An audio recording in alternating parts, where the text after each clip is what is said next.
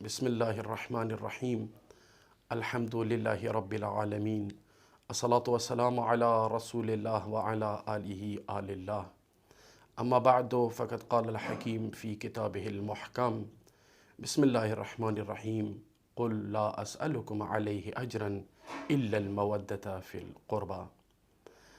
عزیزان گرامی، آپ لوگوں کی خدمت میں سب سے پہلے اپنی دل کی گہرائیوں سے امام رضا علیہ السلام کی ولادت نورانیہ کی مبارکباد پیش کرتا ہوں، کیونکہ آل محمد کی خوشی میں خوش رہنا ہی ادائے اجر رسالت ہے، اور آل محمد کے چاہنے والوں کو اس دن ذکر امام رضا علیہ السلام کا اہتمام کرنا چاہیے۔ میں بھی آپ لوگوں کی خدمت میں کچھ باتیں عرض کرنا چاہتا ہوں کہ جن میں امام علیہ السلام کے وہ کمالات اور وہ مناقب کے حوالے سے گفتگو ہوگی انشاءاللہ۔ آپ لوگ بہتر جانتے ہیں کہ علم کے میدان میں ہر دور میں جس طرح آل محمد علیہ افضل الصلاۃ والسلام نے خدمت کی، اس طریقے سے کسی اور نے خدمت نہیں کی۔ اسی لیے آغائے طبرسی صاحب ابا سلط سے روایت نقل کرتے ہیں کہ آپ نے فرمایا ما رأیت اعلم من علی بن موسیٰ الرضا ولا رآہ عالم الا شہد بہ بالشہادتی، کہ میں نے اپنی زندگی میں، ابا سلط فرماتے ہیں، میں نے اپنی زندگی میں امام رضا علیہ السلام سے عالم ترین انسان نہیں دیکھا، اور جس عالم نے بھی دیکھا ان کو، وہ بھی یہی گواہی دیتا رہا جس طرح کی میں نے گواہی دی، وہ بھی یہی کہتے رہے کہ امام رضا علیہ السلام سے بڑھ کر کوئی عالم دین موجود ہی نہیں۔ یہی ابا سلط ہے، ایک دوسری جگہ پہ ارشاد فرماتے ہیں اور نقل کرتے ہیں امام موسیٰ الکاظم علیہ السلام کے بھتیجے محمد بن اسحاق سے کہ امام علیہ السلام نے فرمایا اپنے بیٹوں کو، ھذا اخوکم علی بن موسیٰ الرضا عالم آل محمد، یہ امام ہشتم آپ لوگوں کا جو بھائی ہے، عالم آل محمد، آل محمد اہل بیت کے عالم میں سے ہیں۔ فاسألوہ عن دینکم، ان سے اپنی دین، اپنے مسائل کے حوالے سے، شرعی فقہی ہر قسم کے مسائل کے حوالے سے پوچھیں ان سے۔ فاحفظوا ما یقول لکم، اور جو بھی مولا بیان کریں گے ان کو اپنی ذہن نشین رکھے آپ لوگ اور ان کو حفظ کرتے رہیں۔ کیوں؟ فإنی سمعت ابی جعفر ابن محمد، میں نے اپنے پدر بزرگوار، میں نے اپنے بابا جعفر صادق علیہ السلام سے سنا، غیر مرتن، ایک مرتبہ نہیں کئی مرتبہ امام یہ فرماتے تھے کہ عالم آل محمد لفی صلبک یا لیتنی ادرکتہ، وہ فرماتے ہوئے میں نے سنا کہ امام علیہ السلام، امام جعفر صادق علیہ السلام فرماتے تھے مجھ امام قاسم علیہ السلام کو کہ امام علی رضا جو کہ عالم آل محمد لفی صلبک، آپ کی نسل سے ہوگا، یا لیتنی لو ادرکتہ، اے کاش میں ان کو دیکھ پاتا، اے کاش میں ان کی زیارت کرتا۔ فإنہ سمیع بامیر المؤمنین علی، چونکہ ان کا نام میرے جد علی کے نام سے ہم نام ہے۔ اور اسی وجہ سے کہ جب مأمون نے امام رضا علیہ السلام سے پوچھا یا ابا الحسن بأی وجہ جدک علی بن ابی طالب قسیم النار والجنہ، اے مولا، اے امام رضا، کس دلیل کی بنا پر آپ لوگ یہ کہتے ہیں یا شیعہ یہ عقیدہ رکھتے ہیں، کس دلیل کی بنیاد پر کہ امام علی علیہ السلام قیامت کے دن جنت اور جہنم کی تقسیم کرنے والے ہوں گے؟ جب یہ پوچھا تو مولا نے ارشاد فرمایا الم تروی عن ابیک عن ابائی عن عبداللہ ابن عباس، کیا آپ نے خود اپنے پدر بزرگوار اور ان کی توسط اور سند سے اپنے اجداد سے لے کر عبداللہ ابن عباس سے یہ روایت آپ نے نہیں دیکھی، آپ نے خود نقل نہیں کی؟ کون سی روایت؟ کہ حب علی ایمان و بغضہ کفر، کہ علی کی محبت دل میں رکھنا ایمان ہے اور علی کا بغض رکھنا کفر ہے. مطلب جو علی سے محبت رکھے گا وہ مومن ہوگا اور جو علی سے بغض رکھے گا مبغض علی ہوگا وہ کافر ہے. کہا ہاں یہ روایت میں نے نقل کی ہے. کہا تو پھر فیصلہ تو ہو گیا, جو مومن ہوگا وہی جنتی ہوتا ہے اور وہی علی کا محبت ان کے دل میں ہوتا ہے, اور جو مومن ہی نہ ہو, جو مبغض ہو, تو وہی کافر ہے. نتیجہ تو آ گیا. اسی بات پر مأمون نے کہا لا ابقانی اللہ بعدک یا ابا الحسن, اے خدا مجھے امام رضا علیہ السلام کے بعد زندہ نہ رکھے. یا لا ابقانی اللہ مجھے زندہ ہی نہ رکھے آپ کے بعد.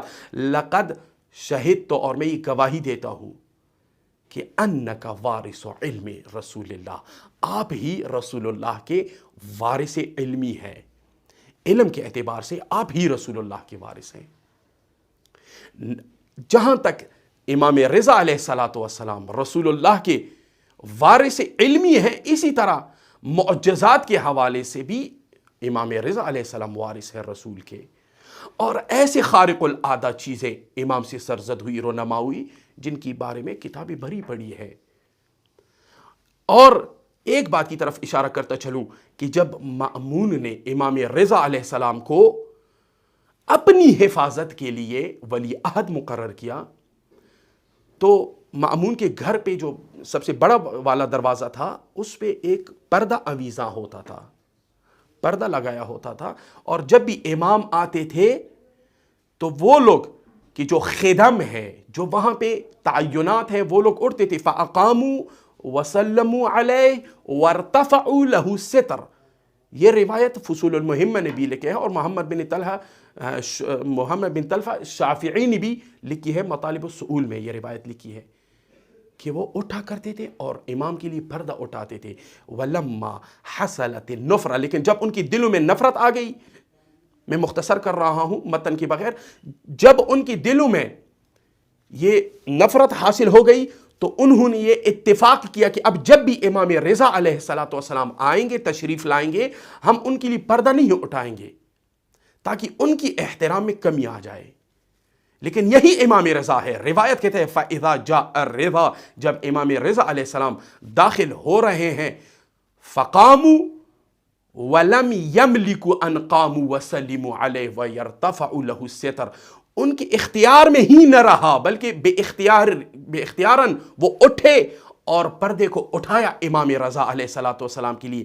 مطلب یہ کہ امام کی ذات وہ ذات ہوتی ہے کہ جو انسان کے اختیارات پہ اختیار رکھتی ہے, اور لوگوں کے دلوں پہ جو راج کرتے ہیں اسی کو امام کہتے ہیں. اور ان کے ہاتھ میں یہ بات ہی نہیں تھی, وہ خود بخود انجانے میں اٹھے اور پردہ ہٹایا. بعد میں ثم اقبلوا بعضهم على بعض يتلاومون, روایت کے جملے ہیں, ایک دوسرے کو ڈانٹ رہے تھے, ہم نے تو اتفاق کیا تھا کہ پردہ نہیں اٹھائیں گے, کیوں امام کی آمد کے لیے ہم نے پردہ اٹھایا؟ چلو کل کے دن جب امام آنے لگیں گے, امام تشریف لائیں گے, ہم نہیں اٹھائیں گے. یہی ہوا کہ جب امام تشریف لائے, ثم قاموا وسلموا علیہ, اٹھے اور سلام بھی پیش کیا, وَلَمْ يَرْتَفِعُوا لَهُ, لیکن پردہ نہیں اٹھایا. اب جو انہوں نے پردہ نہیں اٹھایا, روایت کا جملہ ہے جاءت ریح شدیدۃ حتی دخلت فی الستر وارتفعوا ورفعت له ما كانوا يرتفعون له. اور ایک باد آئی اور ایک ہوا آئی کہ جو پردے میں داخل ہو کے پردے کو اتنی حد تک اٹھایا اس ہوا نے کہ عام طور پر جو وہ لوگ اٹھاتے تھے اس سے زیادہ وہ پردہ اٹھایا ہوا نے. تو وہ اپنے آپ اور اپنے درمیان یہ کہنے لگے کہ یہ الہی بندہ ہے, لہٰذا اس کی شخصیت کے بارے میں ہمیں شک نہیں کرنا چاہیے. اور اس سے بھی یہ ثابت ہوتا ہے کہ امام کے اختیارات صرف انسان پہ نہیں بلکہ ہواؤں پر بھی ہوتے ہیں. اور امام علیہ السلام وہ شخصیت ہے کہ جن کے بارے میں علماء اور اہل سنت کے بڑے بڑے مفسرین بلکہ صحابی, اس وقت کے صحابی لکھتے ہیں ما رأیتہ قطع کلام احد قط, ہم نے کبھی امام علیہ السلام کو اس حالت میں نہیں دیکھا کہ وہ کسی کے کلام کو کاٹے. وما رأيته مد رجليه بین یدی جلیس قط، اور ہم نے کبھی اس طرح نہیں دیکھا امام کو کہ کوئی ان کے سامنے بیٹھا ہو اور امام اپنے قدم دراز کر لے. وما رأيته شتم احدا، ہم نے کبھی نہیں کہا کہ امام نے کسی کو برا بلا کہا ہو. اور ہم نے کبھی نہیں دیکھا امام علیہ السلام کو اس حالت میں کہ کبھی کسی چیز پر ٹھیک لگایا ہو اور ان کے سامنے لوگ بیٹھے ہوں. یہ امام کی شخصیت ہے. بلکہ وہ شخص کہ جو امام علیہ السلام کے ساتھ مدینہ سے خراسان تک جنہوں نے سفر کیا، ایک سفر میں ہمراہ رہے، وہ کہتے ہیں کہ میں نے اپنی زندگی میں اتنا متقی انسان، اتقى للہ عنہ، کہ امام سے زیادہ متقی انسان نہیں دیکھا. ولا اکثر ذکرا للہ تعالی فی کل اوقاتہ لا، اور میں نے امام سے زیادہ کسی کو نہ پایا جو اللہ تعالیٰ کی اتنی ذکر کرتا ہو، اتنا ذکر کرتا ہو، ہر دن و رات اللہ کے ذکر میں مشغول ہو. ولا رأيته يقهقه في ضحكه، کبھی میں نے امام کو ہنستے ہوئے قہقہا لگاتے ہوئے نہیں دیکھا. اگر جب بھی امام ہنستے تو اس کے چہرے پہ صرف تبسم ہی ہوا کرتا تھا. یہ امام کی ولادت کا دن ہے.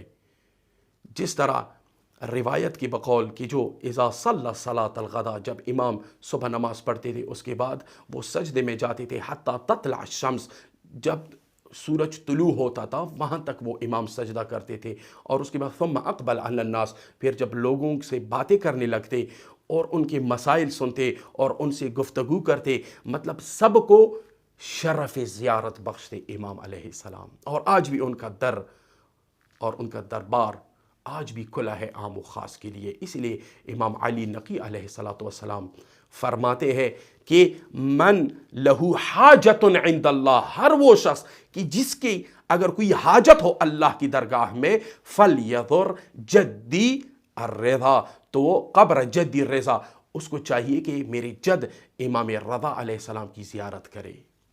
اور یہی میں کہوں گا آخر میں کہ اللہ تعالی ہم سب کو اس نعمت سے اور اس زیارت سے شرفیاب فرمائے اور ہم سب کو امام رضا علیہ السلام کی زیارت نصیب کرے.